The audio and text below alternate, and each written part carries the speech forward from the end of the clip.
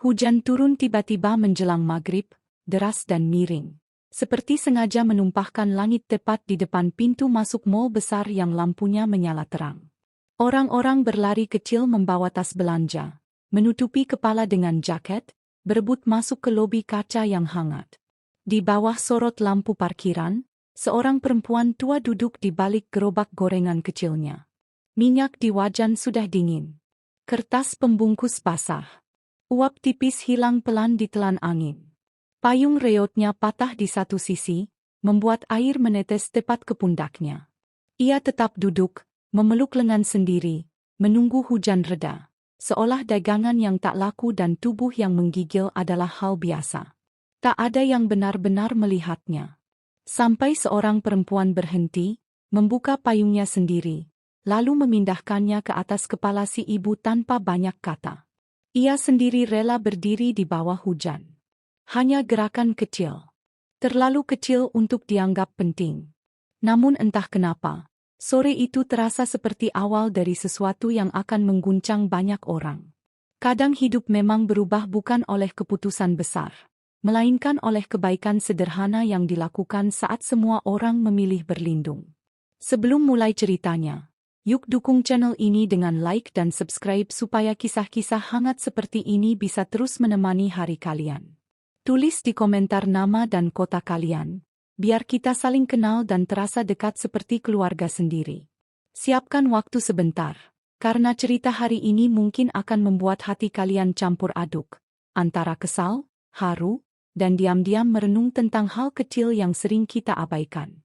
Perempuan yang memindahkan payung itu bernama Nisa.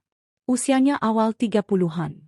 Wajahnya sederhana dengan senyum yang jarang lepas meski matanya sering tampak lelah. Ia hanya kasir di salah satu tenant kecil di mal itu. Bekerja berdiri hampir 10 jam sehari, menghitung uang receh dan struk belanja. Gajinya cukup untuk kebutuhan rumah kontrakan dan membantu adiknya sekolah. Ia bukan tipe orang yang banyak bicara. Langkahnya pelan, suaranya lembut. Tapi setiap kali melihat orang tua bekerja sendirian di jalanan, hatinya selalu seperti ditarik pelan. Ia tak pernah menganggap dirinya baik. Ia hanya tak sanggup pura-pura tidak melihat. Namun sore itu, kebaikan kecilnya justru terasa seperti kesalahan besar di mata seseorang. Dari dalam lobi mal, mertuanya, Bu Ratih, berdiri dengan tas bermerek di tangan, menunggu dijemput sopir. Perempuan itu terkenal galak dan menjaga gengsi keluarga. Sejak awal ia tak pernah benar-benar menyukai pekerjaan Nisa yang dianggap rendahan. Ketika melihat Nisa berdiri kehujanan sambil memayungi penjual gorengan di trotoar, wajahnya langsung mengeras. Ia berjalan cepat, hak sepatunya mengetuk lantai marmer, lalu berhenti di depan Nisa dengan tatapan tajam. Katanya, "Jangan memalukan keluarga di depan umum." Katanya, berdiri di samping pedagang kaki lima seperti itu membuat orang mengira mereka sama. Ucapannya pelan tapi menusuk. Beberapa pengunjung menoleh. Nisa mencoba menjelaskan bahwa ibu itu kehujanan dan dagangannya basah. Namun Bu Ratih mendecak kesal, menyebut orang-orang seperti itu memang terbiasa hidup susah, tak perlu dikasihani. Bahkan ia menyuruh satpam menggeser gerobak gorengan karena dianggap mengganggu pemandangan pintu masuk. Satpam ragu, tapi akhirnya mendekat. Si penjual hanya menunduk, tangannya gemetar menutup wajan.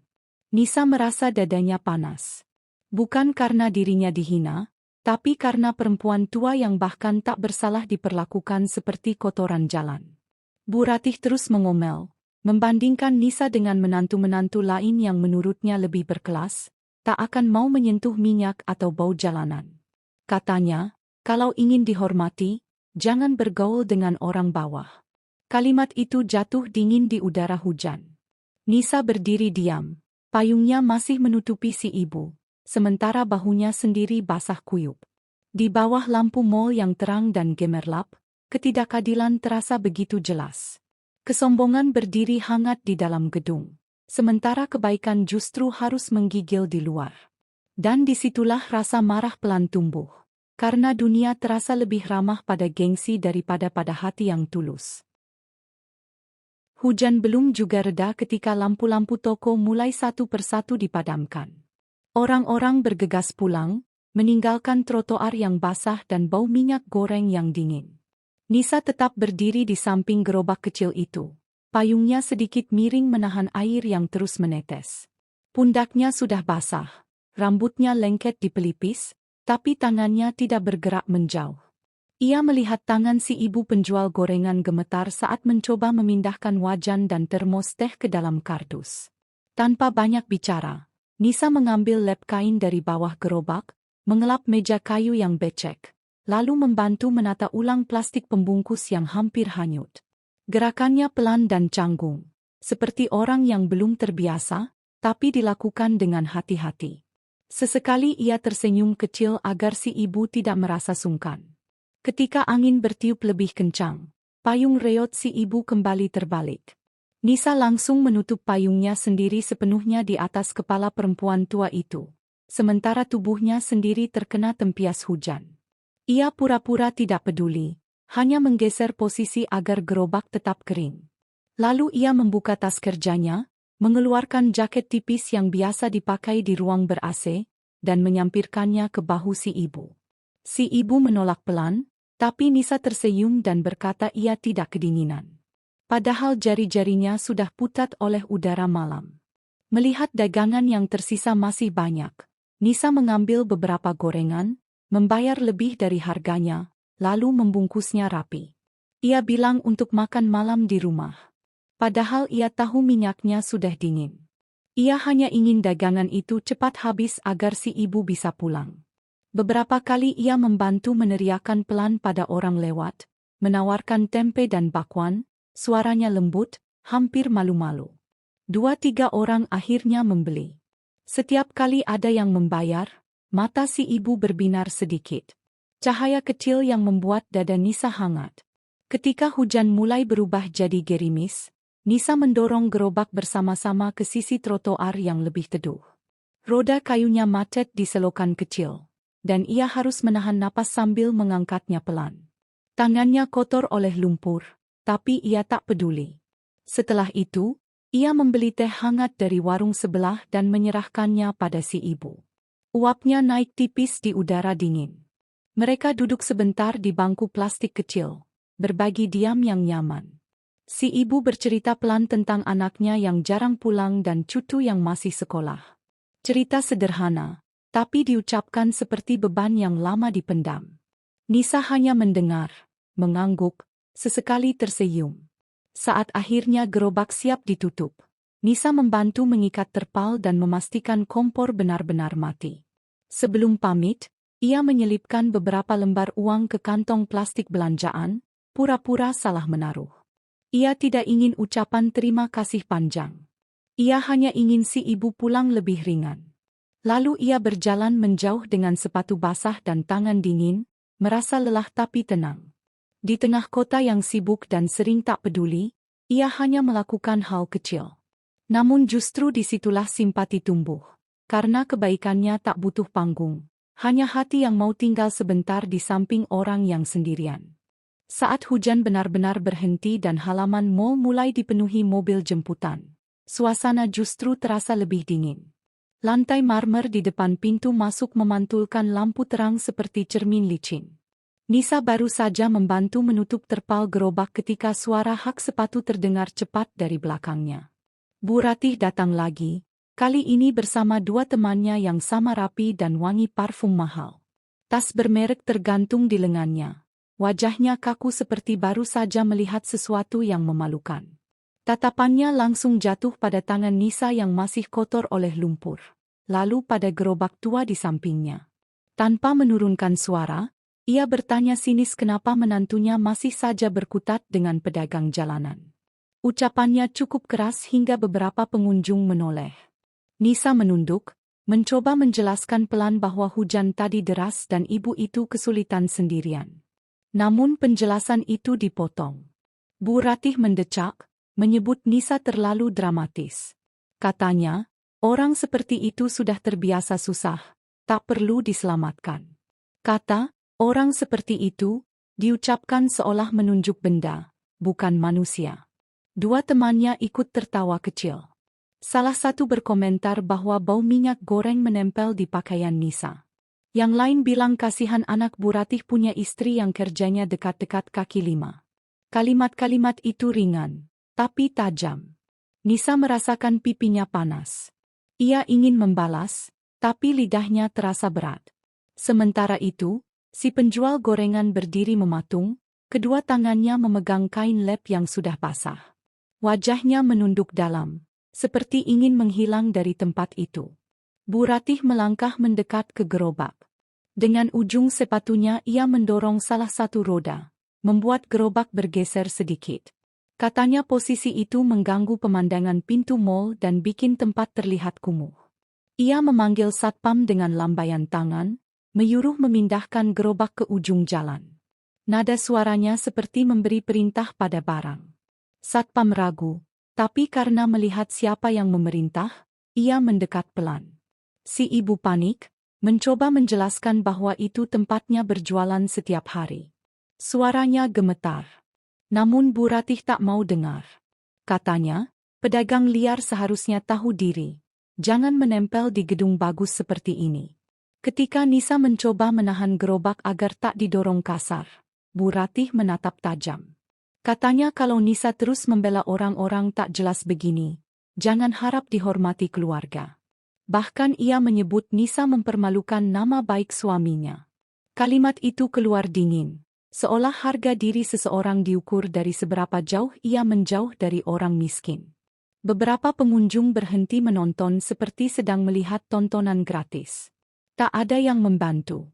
Di bawah lampu terang dan papan iklan mewah, Nisa berdiri dengan pakaian basah dan tangan kotor. Merasa kecil di hadapan kesombongan yang begitu percaya diri. Yang paling menyakitkan bukan hinaan untuk dirinya, tapi cara si ibu diperlakukan seperti gangguan yang harus disingkirkan. Di detik itulah, kemarahan tumbuh paling dalam. Karena yang diinjak-injak bukan cuma satu orang, melainkan martabat manusia yang paling sederhana. Malam makin larut ketika keramaian mal perlahan surut. Suara musik dari dalam gedung mengecil, digantikan dengung mesin pendingin dan langkah petugas kebersihan yang menyapu lantai. Gerobak gorengan akhirnya dipindah ke sisi trotoar yang lebih gelap. Bu Ratih sudah masuk kembali ke lobi bersama teman-temannya, masih menggeleng-geleng tak setuju. Nisa berdiri sebentar di bawah kanopi, menatap punggung si ibu penjual yang tampak lebih kecil dari tadi. Hujan menyisakan bau tanah basah. Angin malam menusuk pelan. Untuk beberapa detik, semuanya terasa hening. Seperti dunia sedang menarik napas panjang setelah keributan barusan. Nisa membantu mendorong gerobak sampai ke ujung jalan. Roda kayunya berdecit pelan. Di bawah lampu jalan yang redup, wajah si ibu terlihat berbeda. Tak lagi hanya lelah, tapi tenang, seolah tak benar-benar terguncang oleh hinaan tadi. Tangannya berhenti di gagang gerobak. Ia menatap gedung mal tinggi yang berdiri megah di seberang. Kaca-kacanya memantulkan cahaya kota. Tatapan itu bukan seperti pedagang kecil yang takut diusir. Ada sesuatu yang lain. Lebih dalam. Lebih lama. Nisa sempat heran, tapi tak bertanya. Beberapa menit kemudian, dua mobil hitam masuk ke area parkir khusus karyawan. Bukan mobil pengunjung biasa. Kacanya gelap, plat nomornya rapi. Salah satu berhenti tepat di dekat mereka. Seorang pria muda bersetelan formal turun lebih dulu, memegang map tebal. Ia berjalan cepat ke arah si ibu, lalu menunduk sopan. Bukan sekadar menyapa, tapi benar-benar memberi hormat. Nisa terdiam. Pria itu memanggil si ibu dengan sebutan, Bu Direktur. Suaranya pelan tapi jelas. Jantung Nisa berdetak lebih cepat. Si ibu tersenyum tipis, lalu melepas celemek lusuhnya perlahan, melipatnya rapi, dan menyerahkannya pada pria itu. Di bawah celemek, pakaiannya sederhana tapi bersih, jauh dari kesan kumuh. Punggungnya yang tadi tampak membungkuk kini tegak. Cara berdirinya berubah. Tenang. Penuh wibawa. Dari dalam mobil kedua, beberapa orang lain turun. Salah satunya manajer mal yang sering Nisa lihat lewat dengan setelan mahal. Ia menghampiri si ibu dengan wajah hormat, melaporkan sesuatu tentang tenant dan laporan keuangan. Mereka berbicara singkat, formal. Nisa mendengar sepintas kata-kata seperti evaluasi gedung, rapat direksi, dan inspeksi mendadak. Potongan kalimat itu jatuh pelan di telinganya. Pikirannya berusaha menyusun semuanya. Gerobak, cewek lusuh, hujan, dan kini mobil hitam serta orang-orang bersetelan rapi. Seseorang menyebut nama lengkap si ibu. Nama yang tiba-tiba terasa familiar. Nama yang pernah Nisa lihat di papan besar dekat pintu masuk mall sebagai pemilik dan pengembang utama gedung. Pemilik mall itu sendiri. Dunia seperti berhenti sebentar. Si penjual gorengan yang tadi dihina, yang disuruh pindah, ternyata orang yang membangun tempat ini dari awal. Si ibu menoleh pada Nisa. Tatapannya hangat seperti tadi sore. Ia tersenyum kecil dan mengangguk pelan, penuh makna. Tak ada pengumuman besar. Hanya senyum yang tenang. Namun di dada Nisa, sesuatu mengembang pelan. Semua penghinaan barusan terasa runtuh sendiri. Kebaikan kecilnya ternyata jatuh pada orang yang tak pernah ia duga. Dan di bawah lampu jalan yang sederhana itu, ada rasa puas yang sunyi, karena kebenaran kadang muncul tanpa perlu suara keras. Pagi berikutnya mall itu tetap buka seperti biasa. Pintu kaca dibersihkan, musik lembut diputar, aroma kopi dari kafe menyebar tipis di udara. Dari luar, tak ada yang tampak berbeda. Orang-orang tetap datang membawa tas belanja.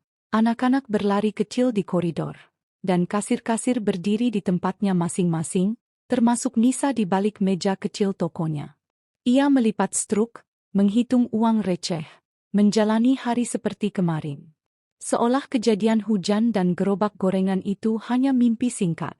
Namun menjelang siang, suasana berubah pelan. Beberapa manajer dipanggil ke ruang rapat utama. Satpam-satpam berdiri lebih tegak.